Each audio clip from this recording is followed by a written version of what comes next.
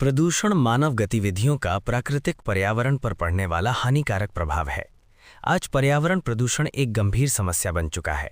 मानव गतिविधियां वायुमंडल, स्थलमंडल, जलमंडल और जैवमंडल यानी पृथ्वी की हर बाहरी परत को नुकसान पहुंचा रही हैं। कई मामलों में ये नुकसान अपूरणीय होता है। पर्यावरण को प्रदूषित करने के लिए हम इंसान ही जिम्मेदार हैं। मानव आबादी लगातार बढ़ रही है, जिससे उपभोग भी बढ़ रहा है। जीवन स्तर ऊंचा होने से लोग और अधिक संसाधनों का इस्तेमाल करते हैं। बढ़ती मांग को पूरा करने के लिए ऊर्जा उत्पादन, औद्योगिक और कृषि उत्पादन को तेज करना पड़ता है। जितना अधिक हम उपभोग करते हैं, उतना ही अधिक कचरा और गंदा पानी पैदा होता है। कुछ प्रदूषक गैसें वायुमंडल में ग्रीनहाउस गैसों का स्तर बढ़ाती हैं, जिससे पृथ्वी का औसत तापमान बढ़ता है। इनमें कार्बन डाइऑक्साइड शामिल है, जो जंगलों की आग और वाहनों से निकलती है, तथा मीथेन, जो कृषि गतिविधियों का उपउत्पाद है। भारी उद्योगों से निकलने वाले अन्य प्रदूषक ओजोन परत को नुकसान पहुंचाते हैं।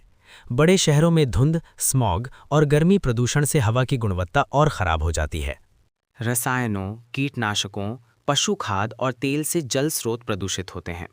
कई देशों में गंदे पानी के शुद्धिकरण की समस्या अभी भी पूरी तरह हल नहीं हुई है। पानी में मौजूद प्रदूषक जमीन में भी रिस जाते हैं। बढ़ता कचरा मिट्टी पर भारी दबाव डालता है। कुछ कचरा पदार्थों को सड़ने में हजारों साल लग जाते हैं और इस दौरान वे लगातार मिट्टी को प्रदूषित करते रहते हैं। वैश्विक तापमान वृद्धि और शहरी गर्मी के कारण एयर कंडीशनर का उपयोग आम हो गया है, जिससे ऊर्जा की खपत बढ़ती है। इस बढ़ती मांग को पूरा करने के लिए अधिक बिजली संयंत्र बनाए जाते हैं, जो और प्रदूषण फैलाते हैं और ग्लोबल वार्मिंग को तेज करते हैं। ग्लोबल वार्मिंग पृथ्वी की जलवायु में बदलाव लाती है। कुछ क्षेत्र रेगिस्तान में बदल जाते हैं, जिससे भूमि बंजर हो जाती है और पर्याप्त भोजन पैदा नहीं कर पाती।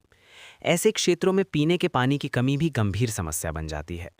बर्फ की चादरों और ग्लेशियरों के पिघलने से समुद्र स्तर बढ़ता है।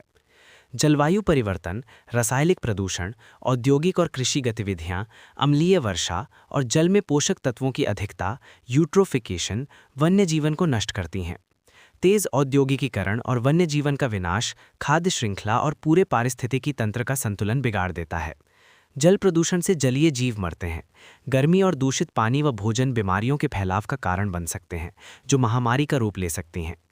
ग्लोबल वार्मिंग, पानी और भोजन की कमी के कारण कई क्षेत्र रहने योग्य नहीं रह जाते, जिससे लोग बेहतर जीवन की तलाश में पलायन करते हैं।